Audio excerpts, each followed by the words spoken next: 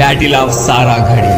మన భారతదేశ చరిత్రలో ఎంతో మంది సైనికులు యుద్ధంలో చూపిన సాహసానికి, శత్రువులను చూసి వెన్ను చూపని వీరత్వానికి ఎంతో మంది సైనికులు చరిత్రలో తమకంటూ ఒక పేజీని లిఖించుకోగలిగారు.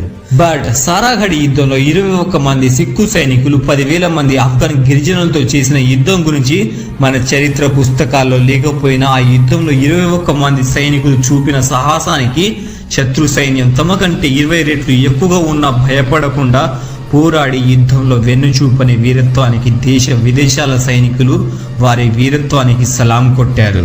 అండ్ యుద్ధంలో వారు చూపిన పరాక్రమానికి ఏకంగా యునెస్కో ద్వారా ప్రపంచంలోనే అత్యంత ప్రభావితమైన 8 యుద్ధాలలో ఒకటిగా గుర్తించబడింది. అయితే 10,000 మంది ఆఫ్ఘన్ గిరిజనులు కేవలం 21 మంది సిక్కు సైనికులపై ఎందుకు దాడి చేశారు? అసలు ఈ సారాఘడి యుద్ధం ఎక్కడ జరిగింది, ఎందుకు, ఎలా జరిగిందని తెలుసుకునే ముందు ఈ వీడియో చూసి మీకు నచ్చితే ఒక్క లైక్ చేయండి అండ్ మన ఛానల్ని సబ్స్క్రైబ్ చేసుకుని మన ఛానల్ గ్రోత్ కి కొంచెం హెల్ప్ చేయండి. అయితే ఈ సారాఘడి యుద్ధం ప్రస్తుతం పాకిస్తాన్ లో ఉన్న ఖైబర్ పఖ్తూన్ఖ్వా అనే ప్రాంతంలో జరిగింది. ఆ ప్రాంతంలో మొత్తం 3 కోటలు ఉండేవి. లాక్హార్ట్ ఫోర్ట్, గులిస్తాన్ ఫోర్ట్. ఈ 2 కోటల మధ్య సారాఘడి ఫోర్ట్ ఉంటుంది. ఈ 3 ఫోర్ట్లు దట్టమైన అడవుల మధ్య ఉండడం వల్ల సారాఘడి ఫోర్ట్ మిగతా 2 ఫోర్ట్ల మధ్య హీలియోగ్రఫిక్ కమ్యూనికేషన్ పోస్ట్ గా కూడా ఉండేది.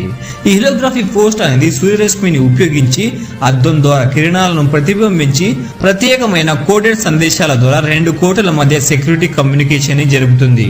అయితే ఆంగ్లేయులు ఈ కోటని ఆక్రమించుకొని లాక్హార్ట్ ఫోర్ట్ లో బ్రిటిష్ సైనిక అధికారులను అండ్ గులిస్తాన్ ఫోర్ట్ లో వారి కుటుంబాలను ఉంచి సారాఘడి ఫోర్ట్ నుండి ఆ ప్రాంతం అంతటిని పర్యవేక్షించేవాళ్ళు. అయితే 1897లో బ్రిటిష్ సైనికులు వాళ్ళ రాజ్యంలో భాగం కాని ప్రాంతాలపై దాడులు చేసి వారి భూభాగాలను ఆక్రమించుకునేవి. ఆ ప్రాసెస్ లో ఆ ప్రాంతంలో ఉన్న ఆఫ్ఘన్ గిరిజనులపై తరచుగా దాడులు చేయడం వల్ల 2 వర్గాల మధ్య భయంకరమైన గొడవలు జరిగేవి. ఆంగ్లేయులు వీలు కుదిరినప్పుడల్లా వారిపై దాడులు చేస్తూ ఉంటే ఆఫ్ఘన్ గిరిజనులు మాత్రం వారిపై పగ తీర్చుకోవడానికి సరైన సమయం కోసం ఎదురు చూసేవాళ్ళు. సెప్టెంబర్ 12, 1897 వాళ్ళు ఎదురు చూస్తున్న రోజు రానే వచ్చింది. బ్రిటిష్ అధికారులు వారి కుటుంబంతో కలిసి బయటకు వెళ్లిన క్రమంలో ఆ కోటలో సైన్యం మిగతా సిబ్బందిని కలుపుకొని కేవలం 21 మంది సిక్కు సైన్యం అండ్ ఆ 21 మందిని కంట్రోల్ చేయడానికి ఒక బ్రిటిష్ అధికారి మాత్రమే ఉన్నారు. ఆ విషయం తెలుసుకున్న ఆఫ్ఘన్ గిరిజనులు భారీ సంఖ్యలో 10,000 మంది సైన్యంతో కోటపై దండయాత్ర చేయడానికి సిద్ధమయ్యారు.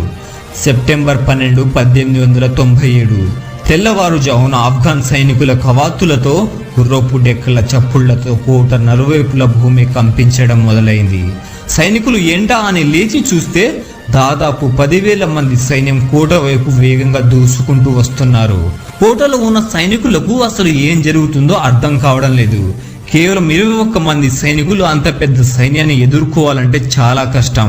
వారి దగ్గర ఆయుధాలు, యుద్ధ సామాగ్రి ఉన్నా అంతమందిని ఎదుర్కోవడానికి అవి ఏ మాత్రం సరిపోవు. ఆ దాడి సమయంలో 21 మంది సైనికులకి కమాండర్ అయిన హవిల్దార్ ఇషాక్ సింగ్ బ్రిటిష్ అధికారిని వారిని ఎదుర్కోవడానికి అదనపు సైనిక సహాయాన్ని కోరుతారు. బట్ బ్రిటిష్ అధికారి అప్పటికప్పుడు సైన్యాన్ని ఏర్పాటు చేయడం కుదరదని నిరాకరిస్తాడు. అప్పుడు కోటలో ఉన్న 21 మంది సిక్కు సైనికులకు 3 మార్గాలున్నాయి. ఒకటి ఆయుధాలు వదిలేసి ఆఫ్ఘన్ గిరిజనులకు లొంగిపోవడం, లేదా కోటను వదిలి పారిపోవడం, లేదా యుద్ధంలో వీర మరణం పొందడం. ఒకటి, ఆఫ్ఘన్ గిరిజనులకు లొంగిపోతే ఉగ్రవాద భావాలున్న పశ్చిమకు చెందిన అతి కిరాతకమైన ముస్లింలు వారిని ఎలాగైనా హింసించి చంపేస్తారు. పోనీ పారిపోదామంటే యుద్ధంలో చావడానికైనా సిద్ధం తప్ప వెన్ను చూపని సిక్కు సైనిక వీరులు. ఇక చివరిగా వారి ముందున్న ఏకైక మార్గం రణమా వీర మరణమా. ఆ 21 మంది సైనికులు తుపాకులు, ఆయుధాలు పట్టుకొని కోటపై భాగంలో చేరుకున్నారు. అటు నుండి వేగంగా దూసుకొస్తున్న ఆఫ్ఘన్ గిరిజనులపై బుల్లెట్ల వర్షాన్ని కురిపించారు. గ్రూపులుగా విడిపోయిన ఆఫ్ఘన్ గిరిజనులు లాక్హార్ట్ ఫోర్ట్ ని అండ్ గులిస్తాన్ ఫోర్ట్ ని కంప్లీట్ గా ఆక్రమించుకున్నారు. కోటపై భాగంపై ఉన్న సిక్కు సైనికులు ఒక్కొక్కరిగా ఆఫ్ఘన్ గిరిజనుల్ని చంపుతూనే ఉన్నారు. కోట నలువైపులా మోహరించిన ఆఫ్ఘన్ గిరిజనులు కోట తలుపుల్ని, గోడల్ని బద్దలు కొట్టి కోట లోపలి భాగంలో ప్రవేశించారు. కోట గోడలు బద్దలు కొట్టి లోపలికి వస్తున్న గిరిజనుల్ని సిక్కు సైనికులు వచ్చిన వాళ్ళని వచ్చినట్టు చంపుకుంటూనే పోయారు.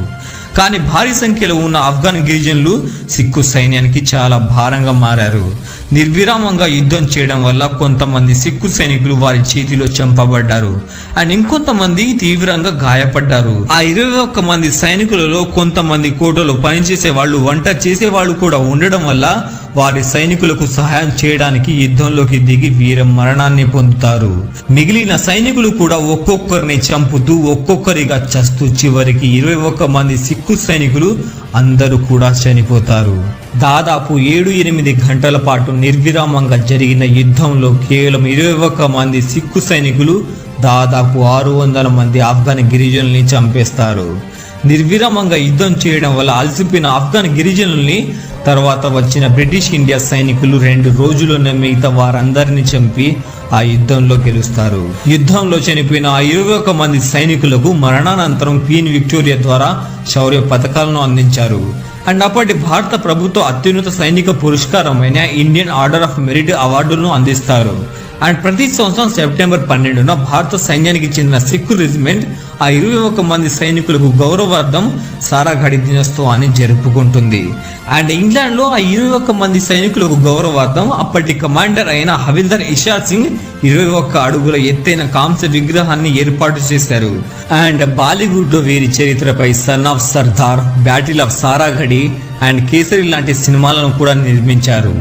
సో ఫ్రెండ్స్, ఈ 21 మంది సైనికుల విరోచిత పోరాటం మీకు ఎలా అనిపించిందో కింద కామెంట్ చేయండి. అండ్ ఈ వీడియో మీకు ఇన్ఫర్మేటివ్గా అనిపిస్తే ప్లీజ్ ఈ వీడియోని లైక్ చేసి మన ఛానల్ని సబ్స్క్రైబ్ చేసుకోండి. అండ్ ఈ వీడియో చూసిన మీ అందరికీ చాలా చాలా థ్యాంక్స్.